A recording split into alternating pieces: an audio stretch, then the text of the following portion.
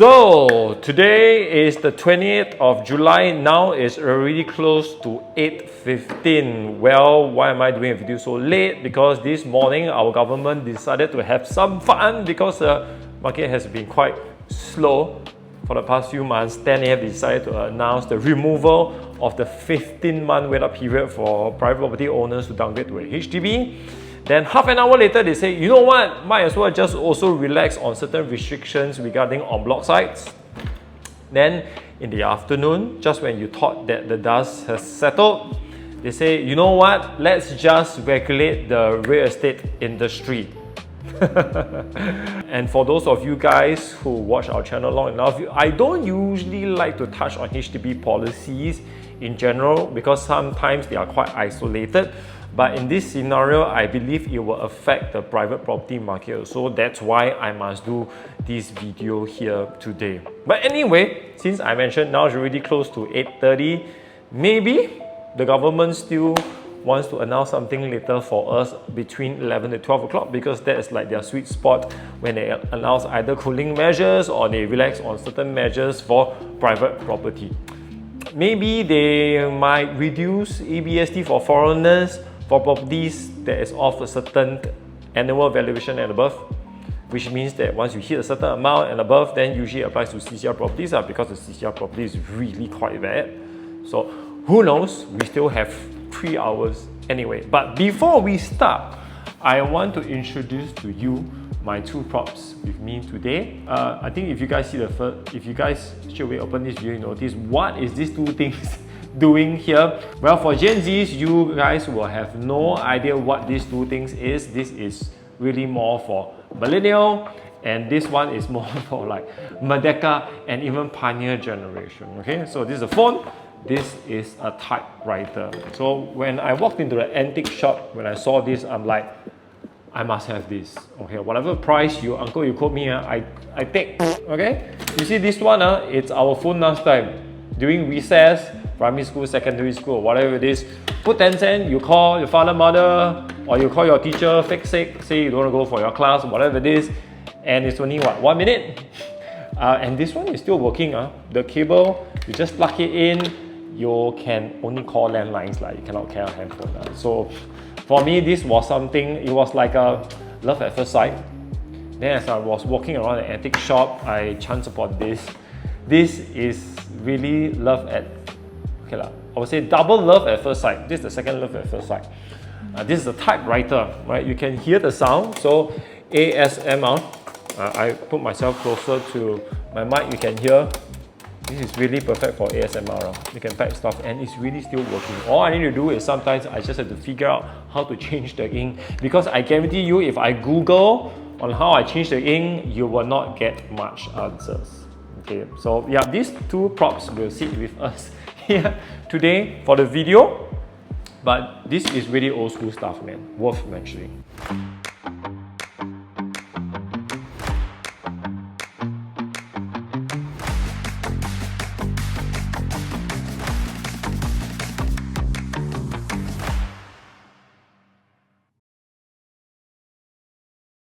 Okay, so we'll be talking about three things. Number one is the removal of the 15-month wait-up period. Number two is the en bloc restriction relaxation. Number three is the real estate industry. And since most of you guys are not interested in the real estate industry, let's not talk too much about it, okay? So, number one is the big news, which is the 15-month wait-up period removal, which means that, of course, your private property owners who has always been waiting on the sidelines to downgrade to HDBs, now you got no such restrictions already. Yesterday, you still need to wait 15 months. Yesterday, you still need to worry about paying rental for the next 15 months. Yesterday, you still got to worry about your logistics issue. Now, no such thing. Just sell your private property, buy a HDB, or even buy your HDB first and then sell your private property within 6 months. How cool is that? Right? So, which also means that the tension, and anyway, since the rule is for 5-room flat and above, 4-room flat last time of a certain age, you can buy the 4-room flat and below. But now, it also means that the attention will be on the 5-room flat and the larger units. EA, EM, Jumbo, whatever larger ones, Now the attention will be on them, and naturally we expect transaction volumes to rise for this category of properties. Now, I just want to say this one thing, that good properties will always be good properties and shit properties will always be shit properties. This is a TLDR version. I don't want to do too long a segment on this because this is not my area of expertise, but I just want to use basic common sense to understand this situation. Number one, the 5-room flats prices will not increase throughout the entire Singapore property market. Now that is the 5-room flat prices is not going to increase in a uniform manner. What do I mean by that? It's going to be different segments lah. So the good properties like your Skyview, your Dawson area, Havelock, your Bukit Merah, your Pinnacle at Duxton, all these will see renewed interest because these are the spots that a lot of downgraders, retirees want to move to because it's close to amenities, close to MRT, close to all these things that all these older people will look for. So this is the good properties. Now the not so good properties one, I believe the situation will change a little bit only. Those that is surrounded by the clusters of new clusters of resale HDBs that will hit the market in the next 1-2 years, and then you are not close to all the amenities, MRTs, then that one, as I mentioned, is just very minor news to you because I think the challenge is still there for you guys to sell your houses, right? So it will be scattered throughout different segments of the HDB market. So before a HDB seller like yourself owning a 5-room flat or larger, before you think of adjusting your price, ask yourself this question. Is it very difficult to sell a property? Have you been selling at least for the last 3, 4, 5 months? Yes, then this news is just going to create a little bit more eyeballs for your property. But of course, again, as I mentioned, very good properties in the Central Core region or the RCL, congratulations, I think there is going to be more eyes on your property. I believe the interest is going to be more scattered and the results will be, some parts will do better, some part will still stay the same. So again, please, sellers out there, don't be too quick to jump to increase your price. I think the market will take about 3, 4, 5, 6 months to see the effects of the removal of this 15-month wait-out period. That's my 2 cents worth on the HDB segment itself. Now, people also say that the private property market will be affected. Why? Because there's a lot of people who want to downgrade that, which means that there's a lot of supply coming up, which also means that you put downward pressure on the private property market. Again, this shouldn't be a broad-based sort of generic kind of answer because good properties will still be good properties, bad properties will still be bad properties. You tell that to the owners of Sterling Residences, Jadescape, Park Esta, 100 Palms, for example, the OCL or spots close to the Punggol area, that your price will be affected. My unit every week got how many viewers? Like in the past 2-3 weeks, I'm selling one unit at Thomson Grand. Wow, the amount of viewings or the amount of inquiries I had was tremendous. But also on equal wavelength, another property I'm marketing at the outskirts is not close to the MRT, not close to amenities, I only got like maybe 1 call or 2 calls. So really is highly dependable on what you own. Again, if you are close to spots that is very, very sought after, you shouldn't see this affecting much of your market or the segment that you are in. Today is really for those spots that may be in the outskirts, not close to the MRT, not close to the amenities, then this amount of supply coming in the market may affect your market. But I believe it's going to be a short-term thing, it won't be a long-term thing because long-term is the reality is next year, following year, your land cost is going to shoot up. People are still going to compare, and I can tell you resale market really is not cheap also there. Right, all the prices right now is really all-time high. If you look at all the prices, even for example like Skyview at Bishan, Jadescape, all these very sought after resale properties, right? Their price is like 2,627 per square foot, 2,800 PSF already. So the resale market is really on its own also quite scary, but I think it will still go out even more depending on what you own. So this is my 2 cents worth, or rather the TLDR version of my 2 cents worth on this removal of 15 months without period. But actually I would like to analyze more on the psychological aspect of the removal of such cooling measure, because it just shows one thing, that the government is constantly watching the market. If you look at stats, or rather, I would like to think from that logical point of view, do they have data that we do not have? I mean, usually for us, it's a bit more lagging data. Do they have the kind of upfront data that we do not have, that shows them that kind of like the market is near a level of stabilization? Because you have to understand that the government is always never in the mindset or mind frame to push prices down. They always encourage this one thing. They always like to use this word, stabilization. They want the market to stabilize. And you know also, and it gives us great confidence that they are willing to step in any time if they feel that the prices are not aligned with income growth, or it falls faster than it's supposed to be. You know, they will come in and they will do something, and that is really proper governance. And I believe there's no government out there in this world that have such close control of the property market, and that's why our price or how high prices reflects solar. And we feel that we are safe here in Singapore because they are always constantly watching over us. Because the number 2 part of the news also concerns, of course, the broader market as a whole. Because the second part is the en bloc market. They mentioned that they will be relaxing some restrictions on the en bloc markets. Here is the changes. Long story short, they are trying to encourage more activities on the en bloc market. Why do they do so? Simply because, look, government has only X amount of lands. You cannot keep throwing lands out there for developers to build, but and then your city skyline for certain older properties remains old. Because when en bloc happens, you also need to think about it. You put pockets into every single owner, but you also rejuvenate the skyline. And as I mentioned, we call that urban rejuvenation at no cost of the government. So, and then they also satisfy, or they create more supply also. So it's a win-win situation actually for the government.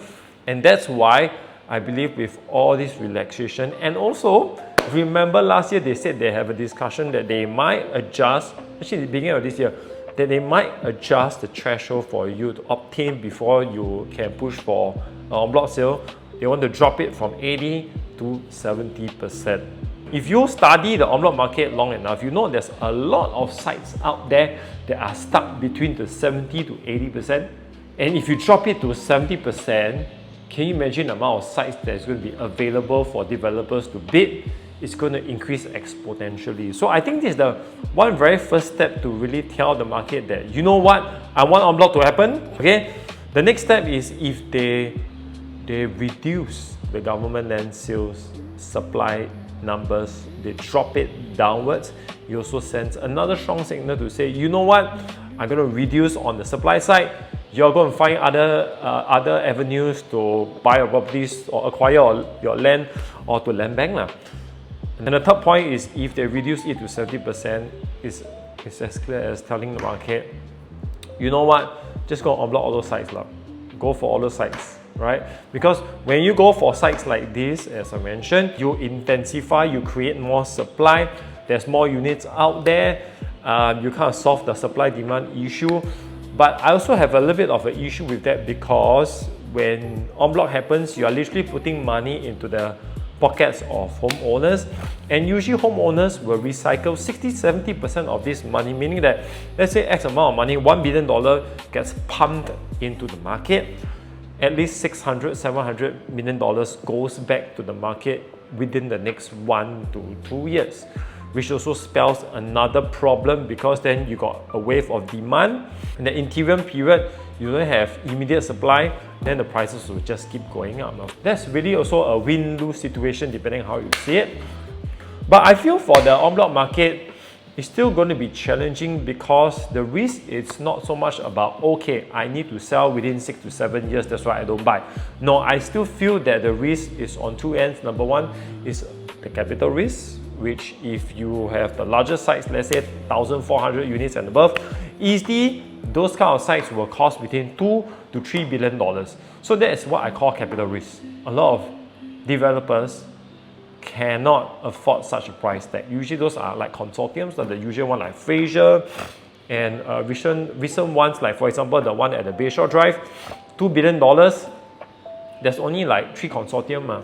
So if you're talking about $2.5 to $3 billion, then that's a different beast because your Pine Grove, your Mandarin Gardens, your Pandan Valley, those are going to be like $3 billion and above. I believe so.